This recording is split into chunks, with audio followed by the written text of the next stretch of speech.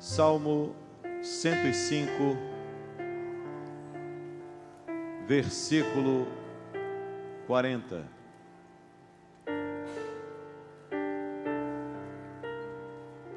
Que diz a palavra do nosso Deus: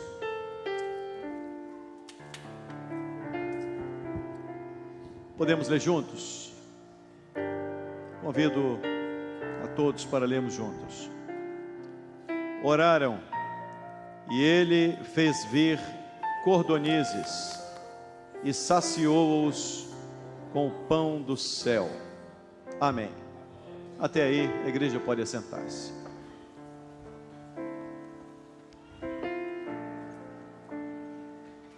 Na verdade, esse texto, ele está se referindo, ele está tratando daquela que foi a caminhada do povo de Israel no deserto. Durante aproximados 430 anos, Israel viveu em uma terra que não era deles. Eles estavam no Egito. Em boa parte desse tempo, eles foram escravos. Imagine uma coisa, que nós estamos falando de um povo de aproximados 3 milhões de pessoas vivendo em uma terra que não era deles. A Bíblia diz que eram 600 mil homens de guerra. Estima-se que a população de Israel girava em torno de 3 milhões de pessoas. De repente, Deus cumpre a sua promessa e tira o povo de Israel do Egito. Boa parte desse tempo eles foram escravos. Imagine que 430 anos é tempo suficiente para que uma mentalidade, para que um tipo de atitude pudesse estar inserido na vida daquele povo. É quase o tempo de descobrimento do Brasil, próximo. 430 anos são muitas gerações. Quando Deus tirou aquele povo do Egito, naquele momento em que eles eram escravos, aqueles que saíram, além de serem escravos, os seus pais também eram escravos, os seus avós também eram escravos, os seus bisavós também escravos, os seus tataravós eram escravos.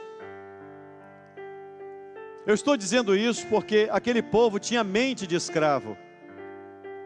Eles pensavam como escravos. E diz a palavra de Deus que Deus os tirou com mão forte. Deus se utilizou de 40 anos no deserto para, não apenas pelo percurso da travessia até chegar à terra prometida, mas aquele tempo era necessário para mudar a mentalidade de um povo. Aquele povo não poderia chegar na terra prometida com mente de escravos.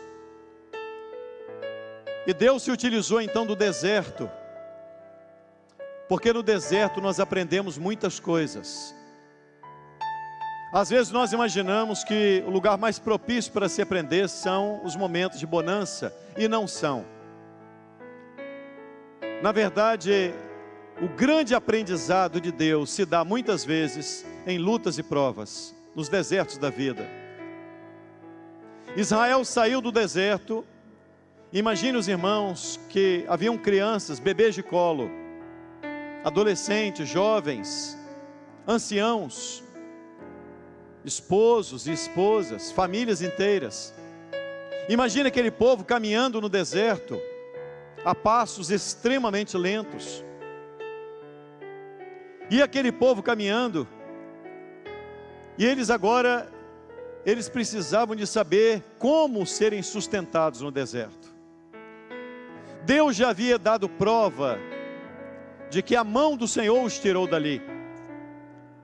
Eles sabiam que não saíram do deserto senão pela potente mão de Deus. Eles viram quando as águas do Mar Vermelho se abriram, e eles passaram a pé enxuto. o exército do rei da Síria, do rei do Egito que vinha atrás, morreu nas águas do Nilo, nas águas do Mar Vermelho. Quando Israel passa, Israel, diz a palavra de Deus, que eles começam a glorificar a Deus. Há uma festa no meio do povo em ver que o Egito havia ficado para trás. E de repente Miriam toma o tamboril e começa a cantar e a dar glória a Deus. Miriam sai pelo meio do povo, dançando e cantando e tocando o tamboril. E todas as vezes que eu falo nisso, é importante lembrar que quando Deus tirou Israel do Egito, Moisés era o irmão mais novo de Miriam. Moisés passou 40 anos no deserto, no palácio de Faraó, outros 40 anos no deserto de Midian.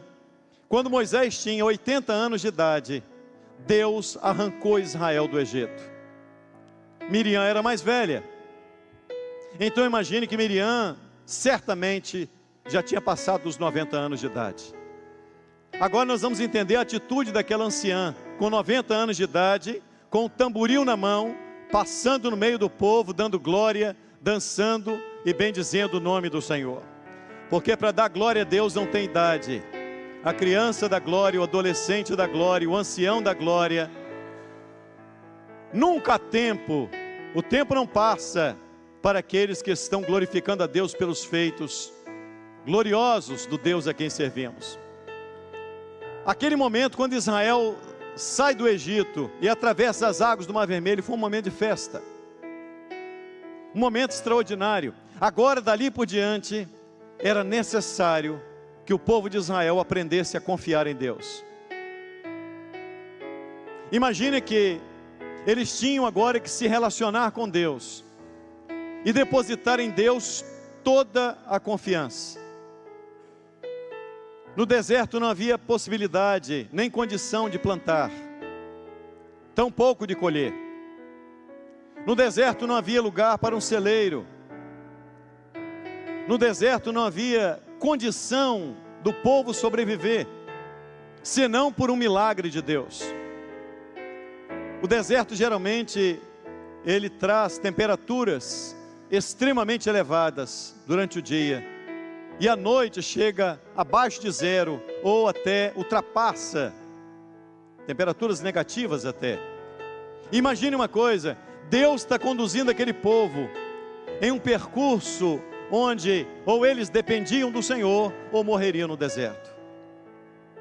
Então, para aquecer o povo, as noites frias do deserto, Deus enviou uma coluna de fogo, para aquecer o povo, porque era muito frio à noite. E a palavra de Deus diz que durante o dia, Deus enviava uma coluna de nuvem, para abrandar, para aliviar o calor. Deus vai conduzindo o povo até um determinado ponto, quando de repente o povo tem sede, e a palavra de Deus diz que o Senhor fez brotar, da rocha brotou água. Deus queria mostrar uma coisa, na relação do homem comigo, é necessário confiar em mim, é necessário aprender a depender de mim, é necessário entender que eu não apenas os tirei do Egito, eu assumi convosco um compromisso de cuidar de vós e de vos colocar na terra que emana leite e mel. Não foi diferente o que Deus fez conosco. Deus não apenas te resgatou, Deus não apenas redimiu, resgatou a sua alma, Ele te colocou num caminho, num deserto, e é no deserto que Deus usa esse deserto para levar o seu povo a um aprendizado, para fazer com que a mentalidade que Ele nos tirou do mundo, aquela mentalidade de escravos, aquela mentalidade muitas vezes de egípcios, Deus agora vai se utilizar do deserto para mudar a nossa mente, para nos fazer entender uma coisa: lá fora você dependia do mundo, daquilo que o mundo poderia te dar. Agora na minha presença a caminhada é diferente. É um deserto onde eu vou te ensinar, é um deserto onde você vai aprender a depender de mim para tudo. Ou você depende, ou você morre no deserto. Na verdade, esse sempre foi o desejo de Deus. Deus nunca quis simplesmente abençoar o homem e colocá-lo à sua própria sorte. Foi isso que Deus fez com Abrão. A Bíblia diz que Deus tirou Abrão e disse: Abrão, sai da tua terra, sai da tua parentela. Mas Deus não disse para onde Abrão iria. Deus poderia ter dito assim: olha, Abrão, eu vou te dar um mapa para onde você vai. Mas Deus não disse isso. Deus disse: sai da tua terra, sai da tua parentela e vai para uma terra que eu te mostrarei. Isto é, eu vou me revelar a você, Abrão. Eu não apenas te tirei, Abrão, eu vou andar com você. Eu vou ditar por onde você caminha. Eu vou te mostrar onde você deve andar e como você deve andar. Deus quer ter relacionamento com o homem. Deus sempre quis tratar conosco, irmãos, tendo uma vida de intimidade, onde você não é apenas um religioso que entra e sai da igreja, mas você é alguém que se relaciona com Deus, que ouve a voz de Deus, que conhece quem é o Senhor. Deus tirou aquele povo do Egito, e quando eles achavam que não tinha água para beber, queriam morrer ali, da rocha brotou água. Deus ia suprindo à medida que as necessidades iam aparecendo. Deus faz assim com você. As necessidades, às vezes Deus permite as nossas necessidades chegarem até um limite, chegarem até um ponto. Havia momentos em que Israel dizia: nós vamos morrer aqui de sede. Olha, Deus nos deixou para nos matar, Deus nos tirou do Egito para nos matar no deserto. Deus é responsável, irmão. Deus é responsável. Ele não te tirou do mundo para te matar no deserto da vida. Ele vai te provar. É bem verdade que Ele vai te fazer compreender que nas suas necessidades só há uma maneira de supri-las: dependendo dEle, aprendendo a conviver com Ele, tendo intimidade com Ele, se utilizando desse recurso glorioso que é a oração. Diz a palavra de Deus, no capítulo 16 do livro do Êxodo, diz a palavra que o Senhor havia transformado as águas de Mara, um pouco antes. As águas de Mara, que eram amargas, foram transformadas em águas doces. Israel bebeu daquelas águas. De repente, Deus levou o povo de Israel até um determinado local chamado Elim, onde haviam fontes de águas.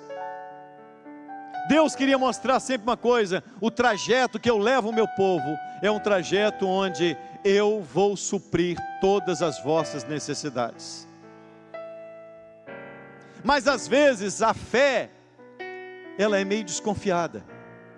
Às vezes nós estamos caminhando com o Senhor e basta surgir uma situação inesperada para nós, porque Deus nunca é pego de surpresa em absolutamente nada.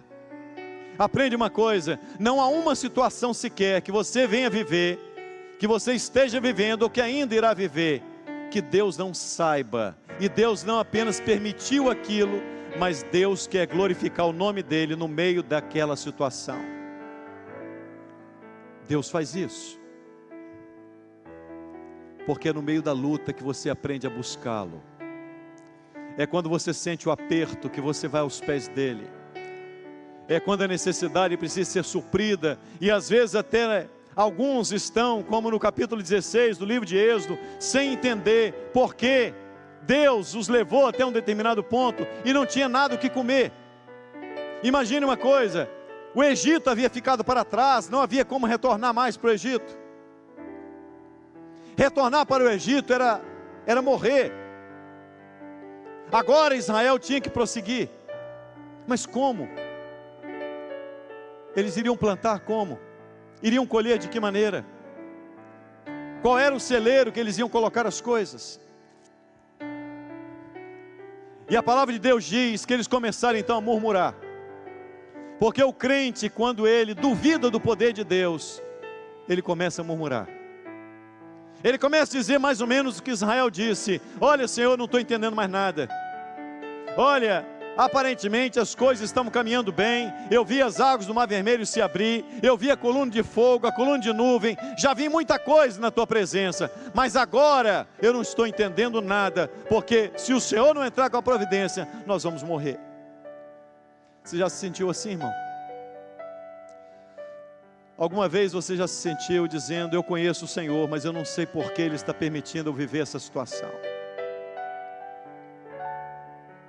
E a palavra de Deus diz que todas as coisas contribuem para o bem daqueles que amam a Deus.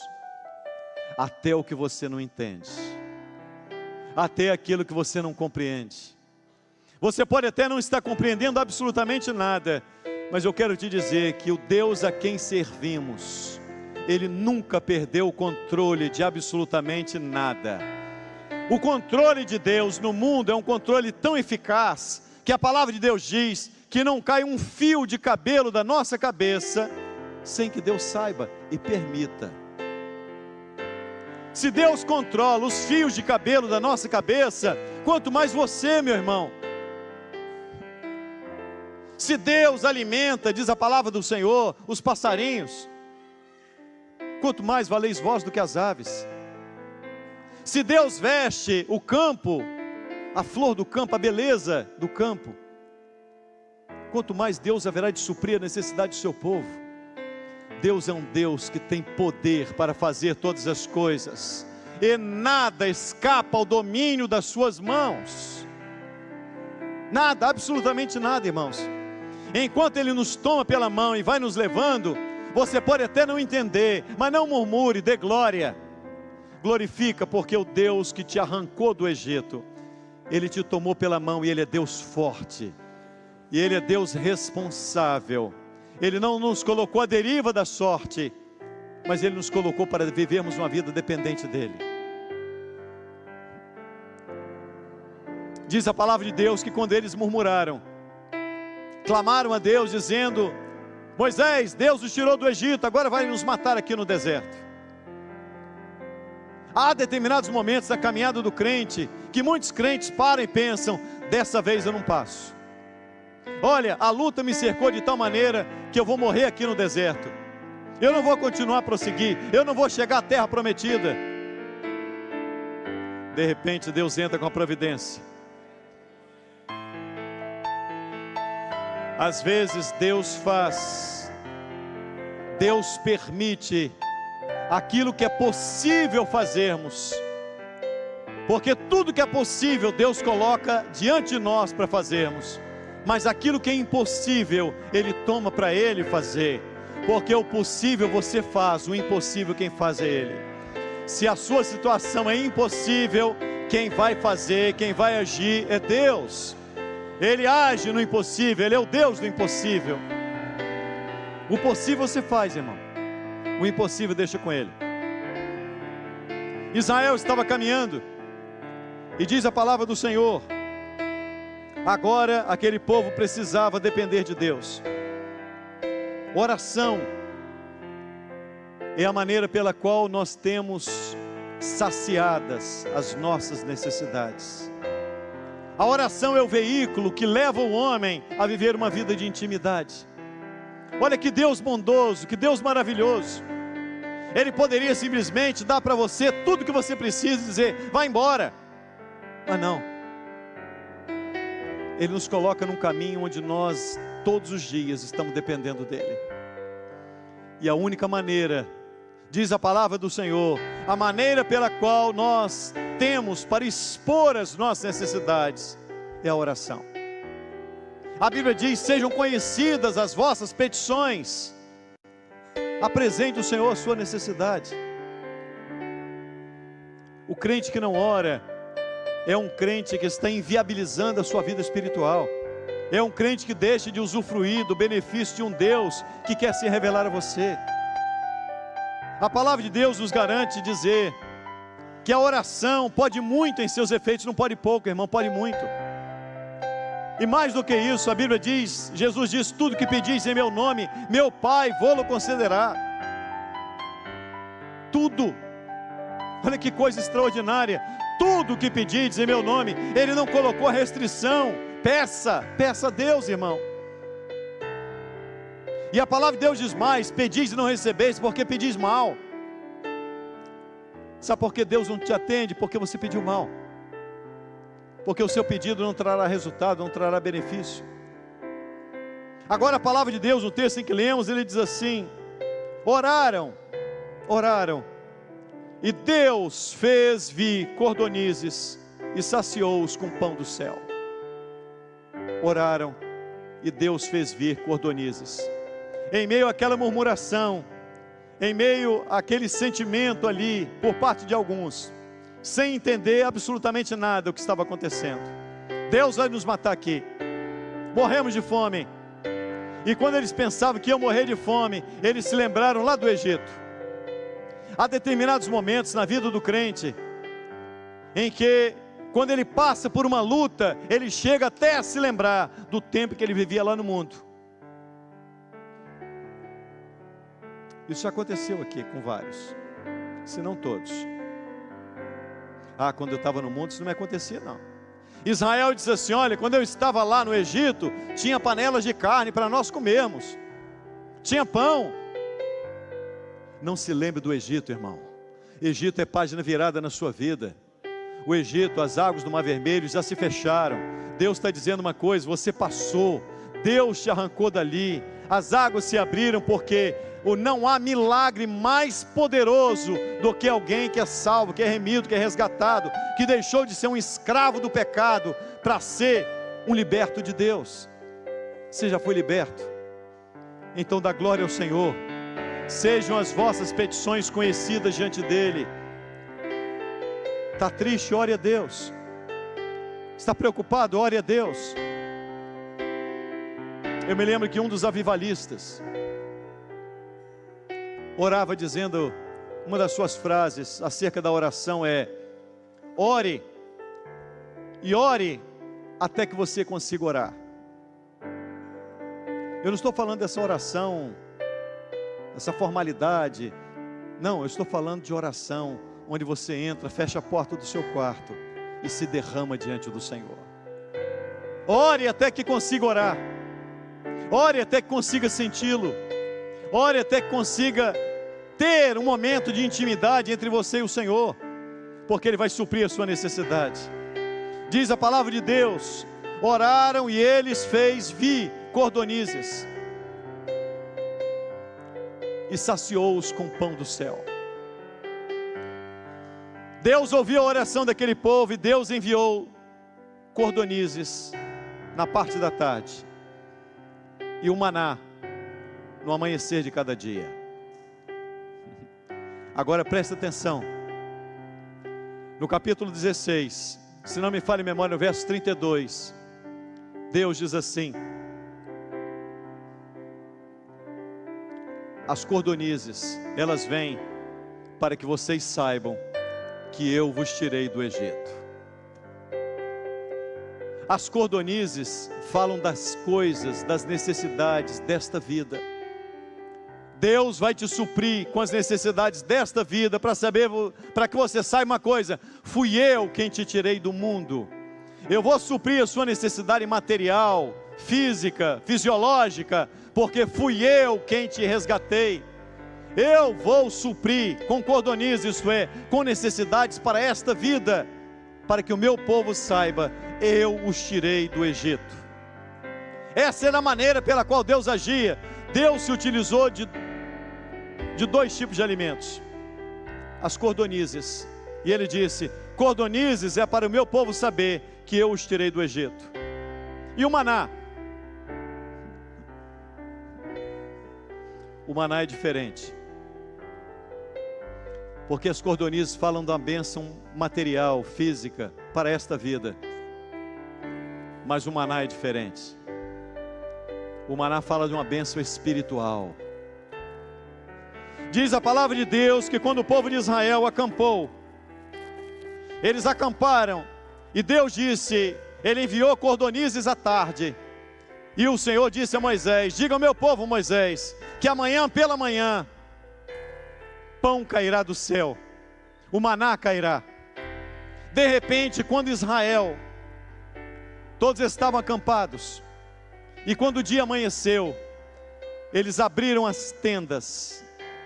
Quando eles abriram as tendas, eles viram que o campo estava todo coberto por uma coisa miúda, fina e branca. Quando eles abriram as tendas, eles olharam, o campo estava todo coberto. A expressão maná quer dizer, o que é isto? Agora imagine uma coisa, na tarde anterior, cordonizes voaram no acampamento dos israelitas, e eles pegaram as cordonizes e se alimentaram. Quando o dia amanheceu, cada um foi abrindo a sua tenda. Quando abriu a tenda, eles diziam, maná. O que é isto? As tendas iam sendo abertas e eles diziam, maná, maná, maná. E no meio do povo de Israel, naquela manhã, só se ouvia, maná, maná. O que é isto? A cada dia que você abre as tendas, quando o dia está amanhecendo, você abre as tendas do seu coração, irmão, e você olha, você pode dizer, o que é isto? O que é isto? Deus fez com que abríssemos as tendas hoje pela manhã, e ao olharmos para o campo coberto de bênção, Ele quer que você olhe para a bênção e diga, mas o que é isso? A palavra do Senhor diz assim, as misericórdias do Senhor são a causa de não sermos consumidos. Porque as suas misericórdias são novas a cada manhã. Todas as vezes que você abrir a tenda, você diz, maná, misericórdia. A misericórdia de Deus cai sobre o terreno em que os servos de Deus habitam. A misericórdia dele é a causa de não sermos consumidos. E as suas misericórdias, diz a palavra de Deus, não tem fim. Não tem fim. E são novas a cada manhã. A misericórdia dele, alguns costumam pronunciar esse texto erroneamente. Alguns dizem, as misericórdias do Senhor se renovam a cada dia. Não é renovo, irmão. São novas. Só renova o que fica velho. E a misericórdia dele não fica velha. Quando você abre a sua tenda e o maná já está ali, você abre para dizer, maná, o que é isto? A misericórdia de Deus está presente hoje novamente na minha vida, maná. A misericórdia dele não envelhece. E a coisa mais gloriosa é que a misericórdia dele não atrasa. Imagine os irmãos se a misericórdia atrasar 5 minutos.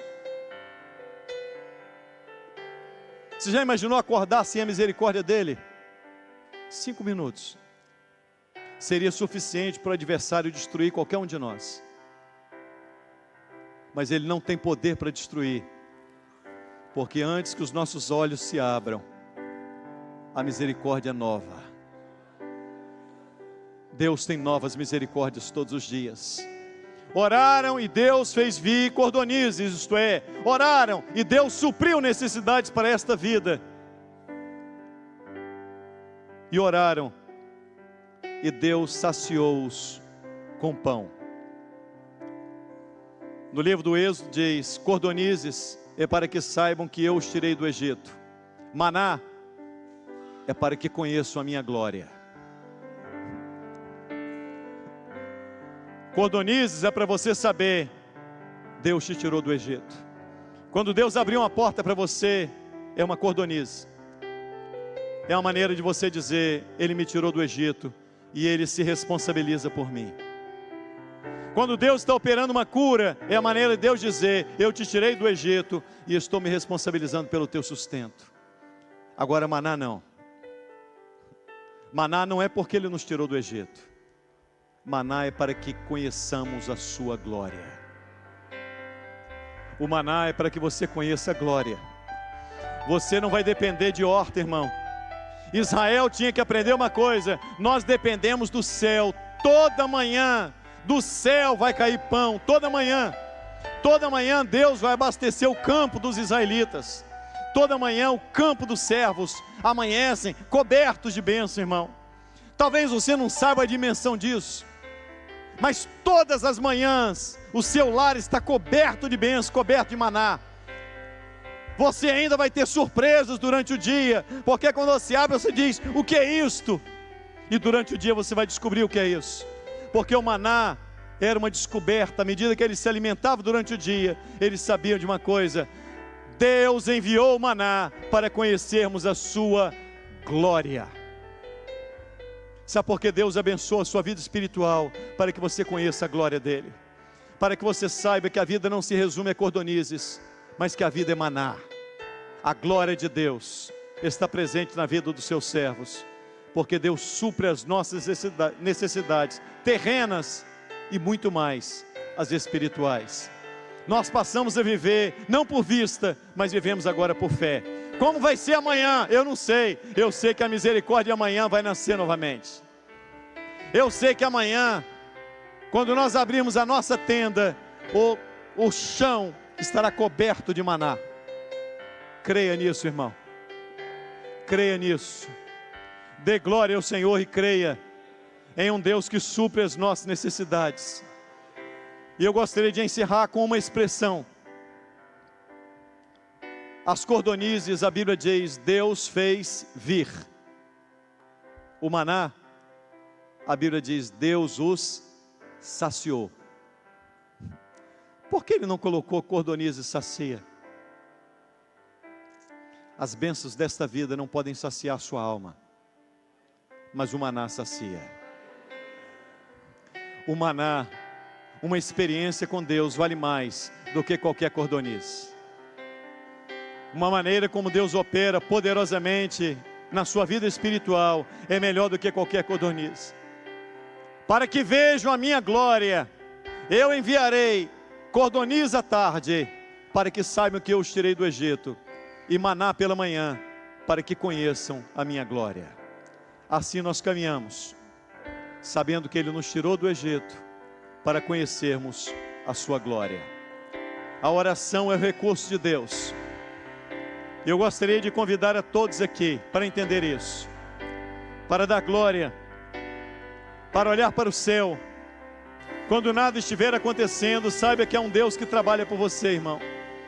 Sabe que o Deus que tirou você do mundo, Ele é responsável, Ele te ama, Ele haverá de suprir todas as nossas necessidades em Cristo. Deus haverá de conduzir o seu povo até a terra prometida. E alguém pode imaginar, mas como, pastor? Eu não sei. Mas a cada dia, nós devemos acordar todos os dias dizendo, maná. O que é isto? O que o Senhor vai fazer hoje eu ainda não sei, mas eu sei que é maravilhoso. A obra que tu tens para realizar eu ainda não sei, mas eu sei que será em glória, porque tudo quanto o Senhor faz é maravilhoso. Dá glória e glorifique ao Deus que supre a sua necessidade e te leva a compreender que Ele é Deus.